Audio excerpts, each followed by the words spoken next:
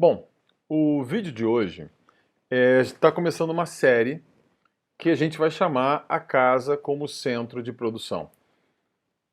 Há muitos anos eu falo sobre esse tema. Porém, antes de começar, eu queria lembrar para você, antes de mais nada, custa 5 segundos, ativa o sininho das notificações, dá o seu gostei, compartilha o vídeo com quem você puder e se você está aqui pela primeira vez, eu te convido a você se inscrever no canal. A gente está construindo esse canal. E se você está nessa categoria de quem ainda não assistiu, eu queria te explicar como estão sendo construídos esses vídeos. A gente está lentamente construindo uma ideia e um panorama para que, se você segue a sequência e vem acompanhando o que está acontecendo, você vai ser capaz de, na segunda etapa dos vídeos que a gente está planejando, poder cair cada vez mais em coisas práticas, que tem a ver fundamentalmente com o tema de hoje, que a gente está abrindo. A gente vai passar por uma série de coisas que pode ser até que vá cair em alguma técnica, alguma coisa que a gente faz, alguma demonstração.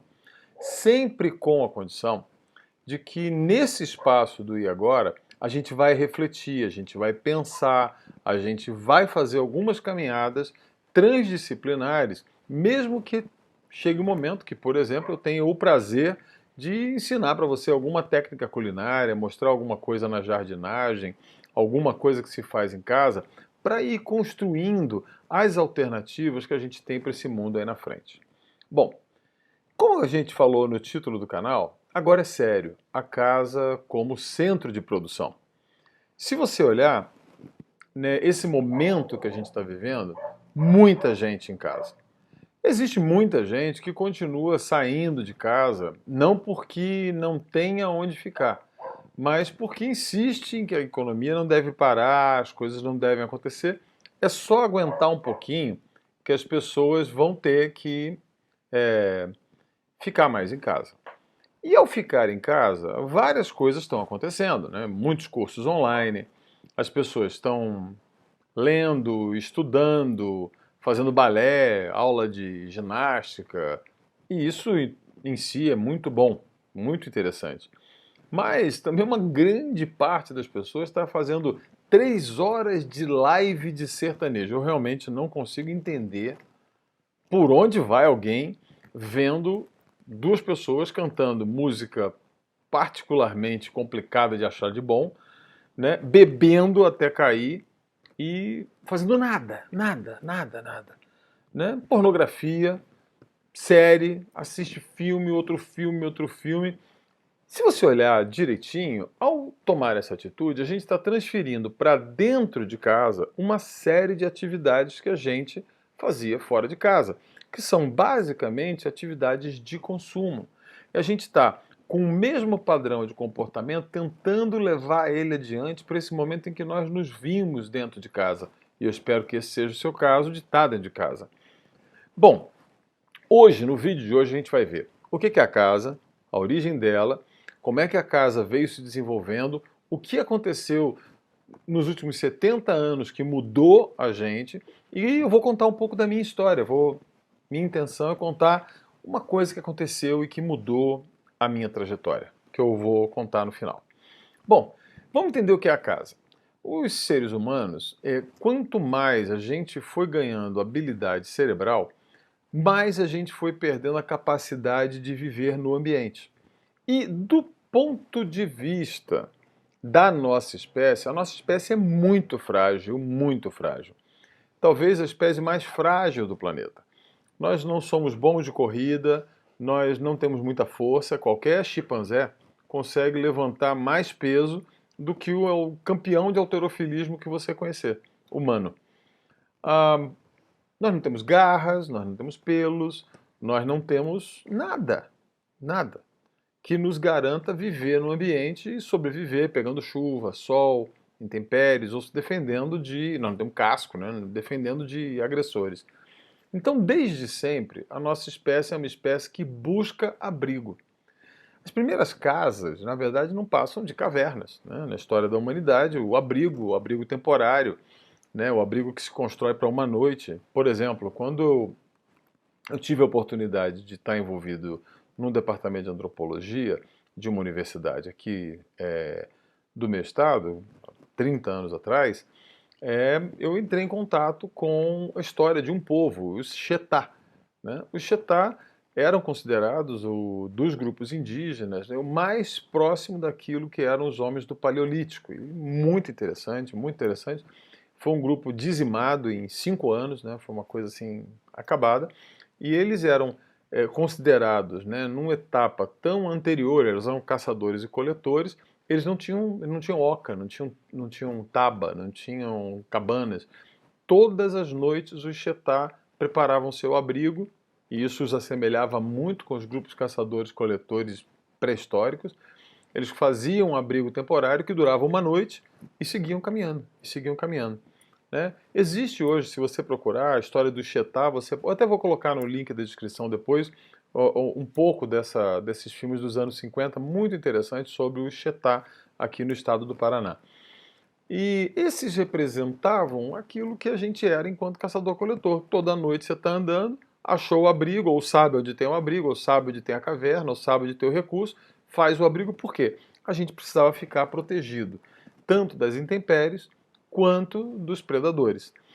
Bom, basicamente, então a função número 1 da casa era permitir a proteção dos riscos, ou dos inconvenientes, ou dos incômodos do ambiente.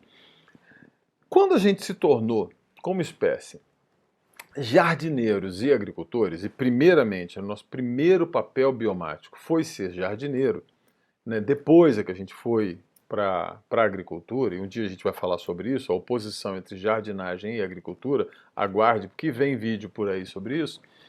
Quando a gente fez isso, essa nova atividade, a jardinagem e a agricultura, gerou uma outra coisa chamada casa, que foi a fixação da gente num determinado lugar, onde a gente passou a ficar estável.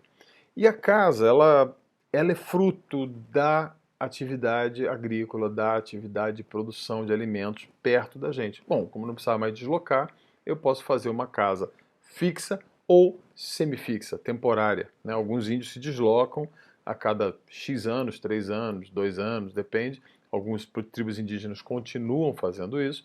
E, ao fazerem isso, elas constroem casas que duram mais ou menos esse tempo e que depois se integram no ambiente de novo. Pois bem, quando você vê isso acontecendo, você vai cair numa longa trajetória em que as primeiras habitações, as primeiras casas, elas não eram feitas assim, separadas umas das outras. Elas eram, na verdade, contíguas umas às outras. Você pode encontrar isso na região da Turquia, onde você encontra os primeiros agrupamentos humanos que construíram casas. Eles não tinham nem porta. Uma era encostada na outra e você entrava por cima na casa. É muito interessante você ver. Mas uma coisa acontece e que identifica esses lugares como casa. Eles eram centros de produção.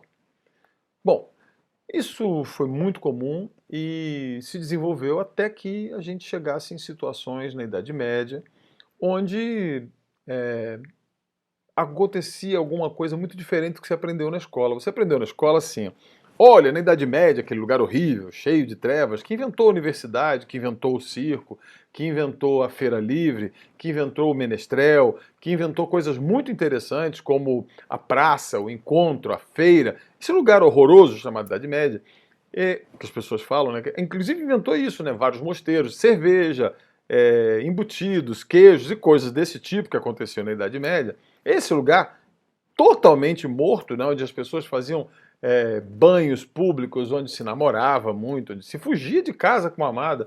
Esse lugar horrível, você aprendeu que ele só tinha senhores e servos. E era isso. E você foi lá para a aula de história, respondeu isso e ganhou. Só que te enganaram, na boa. Porque neste mesmo período existiam duas pessoazinhas livres, livres de verdade.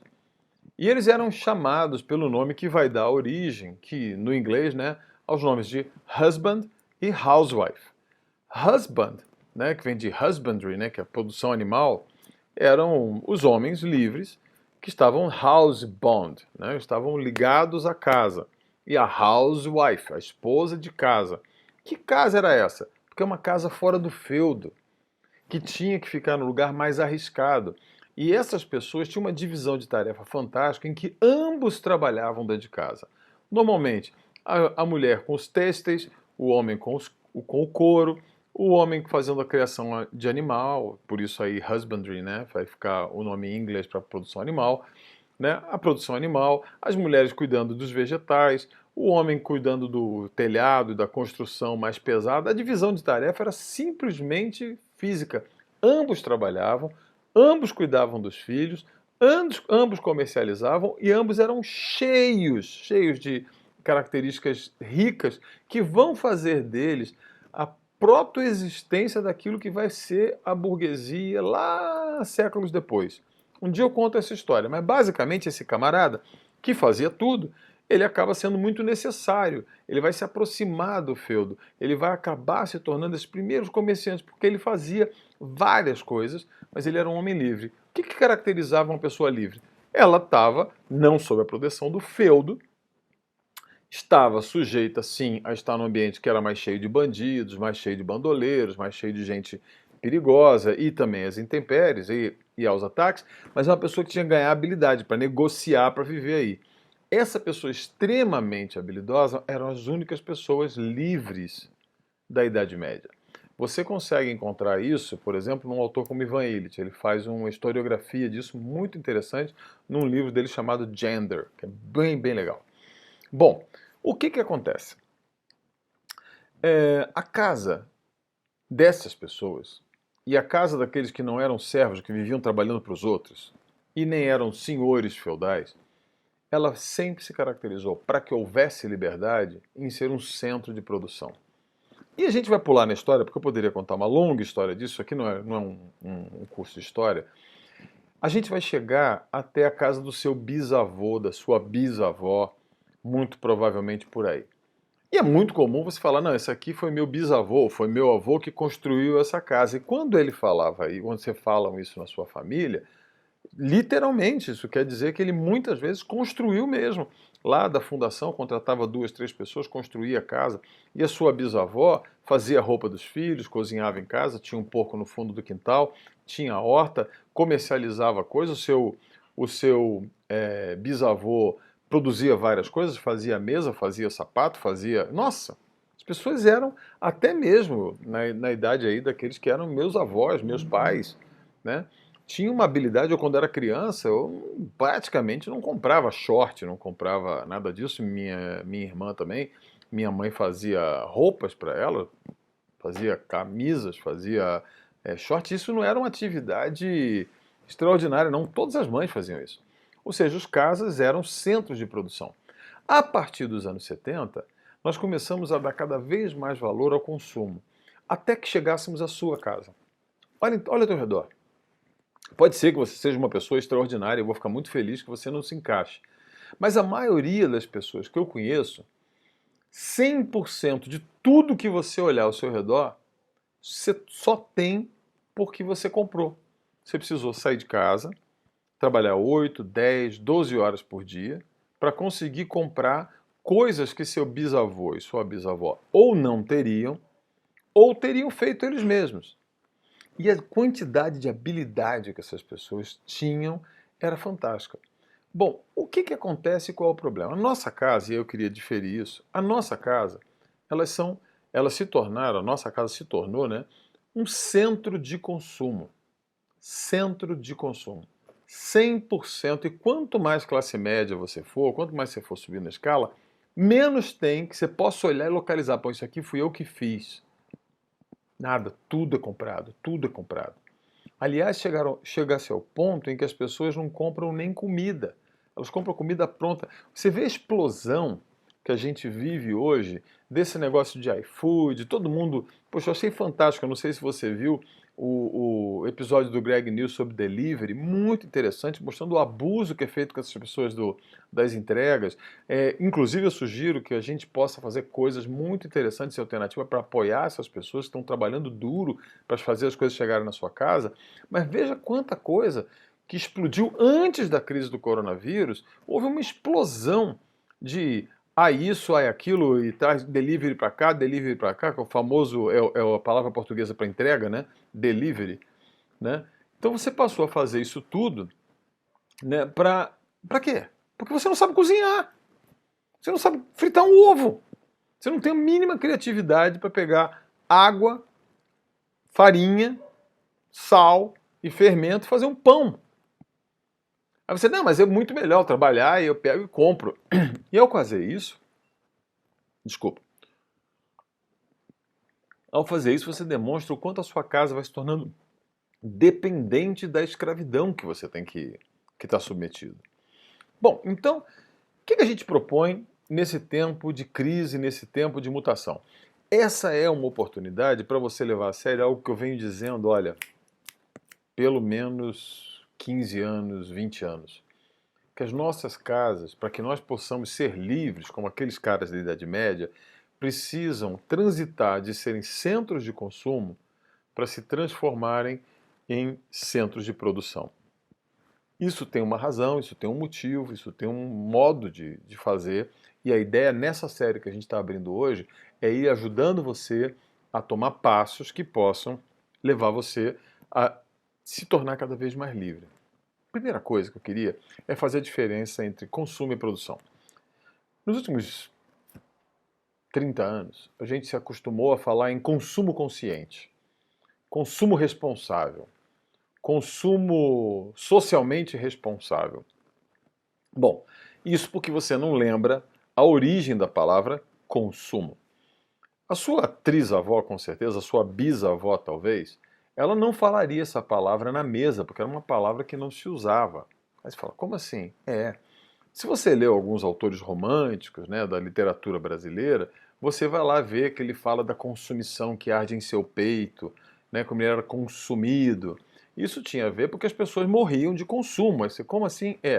Consumo é uma palavra que significa, ainda em Portugal, né, e em outros lugares, tuberculose. Se você for para os Estados Unidos também, você vai ter TB, que é a tuberculose, a maneira mais fácil de falar, ou vai se falar que você teve consumption.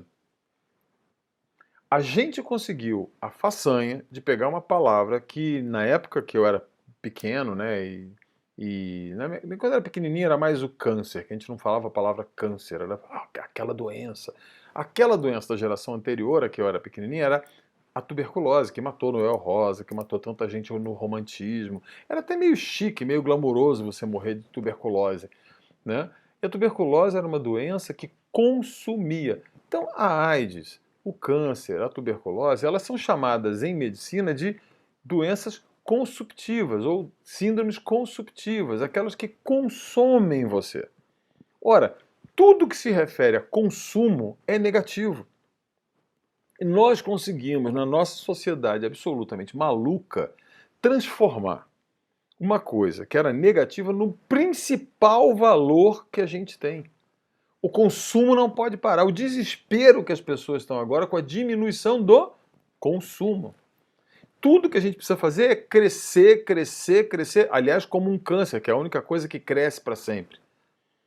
E isso basicamente porque a gente criou um único e suficiente mediador entre as nossas necessidades, que nem são tão grandes assim quanto você imagina, e aqueles que podem prover ou podem assistir à nossa necessidade ou ao nosso desejo. O dinheiro. Bom, como é que eu faço? Se eu não consigo fazer uma mesa, se eu não consigo fazer uma comida, se eu não consigo fazer uma roupa, se eu não consigo lavar minha roupa, eu tenho que pagar alguém. Ao pagar alguém, eu tenho que me escravizar a outro alguém para receber o volume de notinhas coloridas que me permita pagar isso. Essa é a atividade do consumo e é disso que o capitalismo vive. Ele vive exatamente dessa atividade de consumo que não acaba nunca. E a gente deixou de gastar nossa energia para produzir riqueza, para passar a produzir renda. Porque a renda media entre a minha necessidade e a provisão para a minha necessidade. Quando, de fato, se a gente passar a olhar, a única coisa que controla consumo não é ter um consumo responsável, consumo sustentável, consumo consciente. Sabe quando é que eu vou acreditar em consumo responsável, consumo sustentável, consumo consciente? O dia que você me provar que existe tuberculose consciente, tuberculose responsável e tuberculose sustentável. Não tem, né? Então não tem também consumo desse tipo. Consumo é consumo, consome, acaba. Você liga uma vela, ela se consome, acabou, terminou. Não tem mais. Qual é então o oposto de consumo? Não é consumo consciente, é produção. Se você está afim de diminuir a sua necessidade de consumo, aprenda a fazer algumas coisas com as suas próprias mãos. É lógico que não existe uma coisa. Por exemplo, eu acho que eu tenho um livro aqui perto, aqui. Giovana, que está aqui comigo, né? Pega esse livro aqui, ó. Esse guia de autossuficiência aqui, do John Seymour. Aqui, ó. Tá? Eu tenho um livro aqui para te mostrar, que foi muito famoso nos anos 70, inspirou muita gente, tem edição em português, né? Que é esse livro aqui, ó.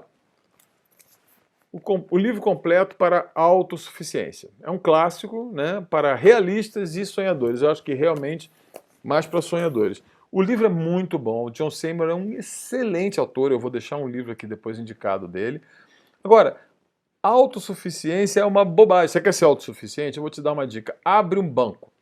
Abre um banco, fica milionário, explora as pessoas no mercado financeiro, seja um psicopata, você vai conseguir ser autossuficiente. Nós somos codependentes casa a casa. Sobre isso vai ser um episódio, provavelmente o terceiro episódio dessa série. Voltando ao assunto, a sua casa não precisa ser autossuficiente, mas ela precisa depender cada vez menos de consumir se você quer ser livre. E aí a gente joga numa segunda categoria. A gente passou a definir trabalho e emprego como se fossem sinônimos. Não são, companheiro. Trabalho é uma coisa, emprego é outra coisa. Por exemplo, quando eu pego uma caneta, como essa aqui, e escrevo um texto, quem que está escrevendo? Eu ou a minha caneta? Quem está escrevendo sou eu. Eu estou empregando uma caneta para escrever. Quando eu estou aqui olhando você, quem te vê? Eu ou meu óculos? Quem te vê sou eu. Eu estou empregando um óculos para te ver. Quando eu pego um carro e caminho do ponto A até o ponto B de carro, na verdade, quem fui eu, mas eu empreguei um carro para ir do ponto A ao ponto B. E tudo o que você quer na sua vida é ser empregado e você está com medo de deixar de ser empregado e você está com medo de perder seu emprego. Perder a sua empregabilidade, a habilidade que você tem de ser uma coisa usada por outro para fazer o seu trabalho. O que é trabalho? Trabalho é uma intervenção que você faz sobre a realidade para transformar essa realidade. Quando você vai para o seu emprego, desculpa, na boa, você não trabalha, você está sendo empregado no trabalho do seu patrão. Você está servindo como instrumento de realização de um trabalho que foi bolado por outra pessoa. Mas eu trabalhei muito, não, você gastou muita energia. Você correu para cima e para baixo. Você obedeceu ordem, mas você não trabalhou não. Porque você não interferiu na sua realidade, ela continua a mesma. Sujeita, inclusive, ao desejo e à vontade do seu patrão. Ah, é ruim? Não, você pode começar por aí com o emprego, mas o grande barato é você buscar liberdade. E a liberdade acontece quando você começa a trabalhar. Quando você começa a tentar dar conta. Quando você começa a cooperar. Então, para que a nossa casa seja transformada num centro de produção e diminua a sua dependência do consumo externo, a gente precisa voltar a trabalhar e produzir alguma coisa. Como é que foi a minha história? Bom, durante muitos e muitos anos, eu lutei com a necessidade de ter que sair de casa e levantar recursos, levantar dinheiro. E eu nunca fui muito bom nisso, não, tá? Eu até tinha muito talento, fazia as coisas direito, trabalhava bacana, mas eu estava tão envolvido com um projeto social, com ajudar os outros, com estar envolvido em processo com população de rua e uma série de outras coisas, que a última preocupação minha era realmente ser competente para levantar recursos. Isso sempre foi uma coisa complicada para mim. E eu ficava nessa obsessão, porque eu tinha ali um bando de gente que eu queria ajudar, um bando de coisas que eu queria fazer, e dividia meu tempo e misturava as coisas. Nossa, era muito difícil. Até que um dia eu percebi que eu podia começar a me livrar daquela situação se eu parasse de ter que ganhar tanta renda para poder consumir e eu reduzisse parte do meu consumo e passasse a produzir coisas. Fazer isso é uma atividade mais ou menos como desfazer uma colcha de crochê. Imagina que você tenha a sua vida fosse uma colcha de crochê, intrincada, cheia de detalhes, muito complexo. Pô, mas é difícil e tá.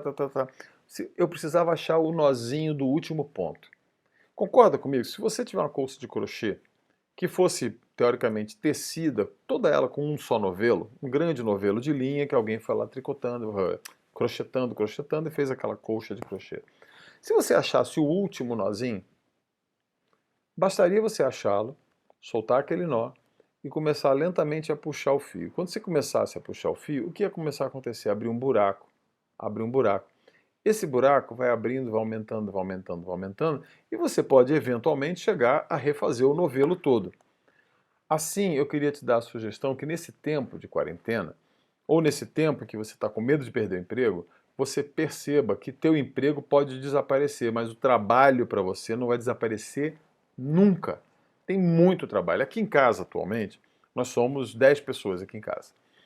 E para todos nós, eu tenho umas meninas aqui, eu acho que vocês concordam comigo que está faltando hora no dia, não tá? Nós estamos quarentenados, 10 pessoas, trabalhando, e estamos sentindo a necessidade de que o dia tivesse 26, 27, 28 horas. Ou seja, agora, somos todos devidamente desempregados. Somos todos devidamente não empregados. Por quê? Nós empregamos a nossa força no nosso trabalho. Agora, isso não começou do dia para a noite, com uma condição maravilhosa, com tudo certinho, não. Isso começou com uma pequena atitude. Anos e anos atrás, fiquei procurando onde é que está o nozinho da colcha de crochê que me permitisse começar a desnovelar a vida e criar pelo menos um pequeno espaço de liberdade. E eu descobri que este lugar era o lixo. Porque a minha atividade de consumo gerava um monte de lixo. E eu decidi encarar os dois tipos de lixo que eu tinha na minha casa: o lixo orgânico e o lixo não orgânico. Bom, esse lixo orgânico eu fui aprender, e vai ser uma das coisas de um dos vídeos que eu vou fazer aqui. Vou falar sobre compostagem.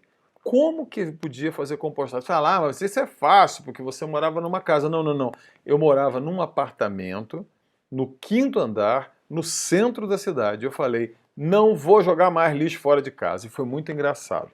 Porque quando eu decidi tomar a atitude de não jogar mais lixo fora de casa, batia a moça lá do prédio que pegava o lixo. Todo dia ela batia lá para pegar o saquelinha de lixo orgânico, ela sacolinha, porque a gente, no prédio a gente separava, né, o lixo reciclável e o lixo orgânico. E ela batia todo dia, e depois que eu tomei essa decisão, eu falei, eu vou ficar com esse problema na minha mão. Lógico, no começo foi uma coisa assim, pô, vai fazer isso mesmo? Foi. E aí, ela bateu um dia, falou, seu lixo, não tem lixo. Ela bateu no dia, seu lixo, não tem lixo. Aí depois lá do quinto, sexto dia que ela bateu e não tinha lixo, ela parou e falou, seu Cláudio, seu lixo tá indo para onde? Aí eu falei, olhei para ela e falei assim, eu como, brincando com ela. Na verdade eu estava começando a fazer duas atividades. Eu comecei com uma coisa simples, falei, vou aprender a fazer pão para não comprar mais embalagem de pão. Foi uma coisa que me incomodava. Nunca mais eu compro comida congelada, porque eu não vou ter a embalagem da comida congelada. Não vou comprar coisas que sejam desnecessariamente embaladas, eu posso comprar a granel. Eu fui reduzindo as embalagens inorgânicas que eu tinha em casa. E ali foi a minha preocupaçãozinha. E o lixo orgânico, eu falei, eu vou aprender a compostar. Aquilo ali não é lixo, aquilo ali é vida. E aí a gente começou a lidar com o lixo dentro de casa. No começo era difícil, era preocupante, será que dá, será que não dá, como é que é? Mas quando a gente começou ali, desatou o nó. Eu queria te dar uma dica nessa introdução desse tema que vai ser a sua casa como um centro de produção. Faça uma coisa, olha para o teu redor. Em vez de ficar horas e horas procurando um tutorial que vai te ensinar rapidamente a fazer o jeito fácil de alguma coisa, procure lidar com o seu lixo. Olhe para as coisas e decida. Olha, eu vou reduzir minhas embalagens. Como é que você reduz embalagem? Parando de comprar. Eu olho, a gente aqui em casa produz embalagem, não tenha dúvida que a gente produz embalagem. Obviamente a gente compra coisas, mas quando eu comparo que são 10 pessoas consumindo um monte de coisa para poder sobreviver, e a quantidade de embalagem que sai daqui comparada ao que sai na casa de duas pessoas é incrivelmente menos, mas muito menos. Por quê? Porque tudo que não está saindo como embalagem é porque é fruto de produção. Outra coisa, quando você pense que não é impossível, não interessa se você mora num apartamentinho pequeno, eu te prometo, eu vou te ensinar como compostar seu lixo dentro de um apartamentinho pequeno. Eu vou te mostrar como você pode fazer coisas que estavam no alcance das suas mãos. O que você pode fazer, por exemplo, desespero com seu papel higiênico? O que você vai fazer com coisas que você pode deixar de colocar no ciclo do lixo e começar a recolocá-los no ciclo da vida? E outra, deixar de consumir para que você possa produzir. Para isso, eu queria indicar 2 livrinhos como dica mesmo, né, para você. Um é um livro que eu acho que vai ser difícil de você achar, mas caso, né, você encontre, esse livro aqui. Esse livro aqui é muito legal. São Habilidades Caseiras Esquecidas, também do John Seymour. E esse livro tem umas coisas assim, é muito legal, porque ele passa por várias atividades, né? Atividades da cozinha, da sua bisavó, olha ela aí, tá? Mostrando as coisas que as pessoas sabiam fazer. Por exemplo, esse instrumento aqui, ó, ele era usado não para bater em marido, não. Ele era usado para fazer várias coisas gostosas na cozinha, né? Ou você pegar pequenas atividades que as pessoas faziam no seu dia a dia, como defumar as coisas dentro de casa, né? Ou fazer manteiga. E um monte de coisinhas que faziam parte do dia a dia da sua bisavó. Pode perguntar para ela, pergunte para sua mãe, né? Sabe o que elas faziam mais incrível? Elas até lavavam a roupa. Era impressionante, gente. Então, esse livrinho, se você conseguir achá-lo, né? Tá aqui, ó. Se você conseguir achá-lo, ele é um livro muito legal para inspirar. Poxa, as pessoas faziam isso, faziam aquilo. E na área de alimentação, se você for muito estudioso, se você tiver muita vontade de estudar, esse aqui é um livrãozão grandão, né? A História da Alimentação no Brasil, do Luiz da Câmara Cascudo. São 2 livros que eu queria recomendar para começar a te inspirar, que tem uma longa história das nossas casas, das nossas avós, que eram muito mais livres. E olha, creia-me, nós vamos ver nessa série, entre trabalho e emprego, tem uma diferença brutal. Se você começar a trabalhar, talvez você chegue ao ponto no qual você nunca mais precise de um emprego. Você não fica mais preocupado com o seu desemprego, a sua necessidade de dinheiro diminua e a gente pare de ficar focado em produzir renda para produzir riqueza. E quando todo mundo começar a perceber que a força de suas mãos, o sol, a água, o solo, são suficientes para começar a desatar aquele nó, vai viver no mundo ideal de bicho grilo, que vive sem tomar banho. Não é isso não, cara. Você vai perceber que você precisa bem menos, que você é muito mais capaz do que imagina, e eu queria te convidar a seguir nessa série com a gente. Por favor, deixa seu comentário, faz perguntas, vê o que você gostaria. Pô, então me ensina isso, me fala daquilo. Eu prometo que eu vou fazer isso para você se você topar. Falou, muito obrigado por ter ouvido até agora, e eu encontro você na terça-feira que vem. Tchau!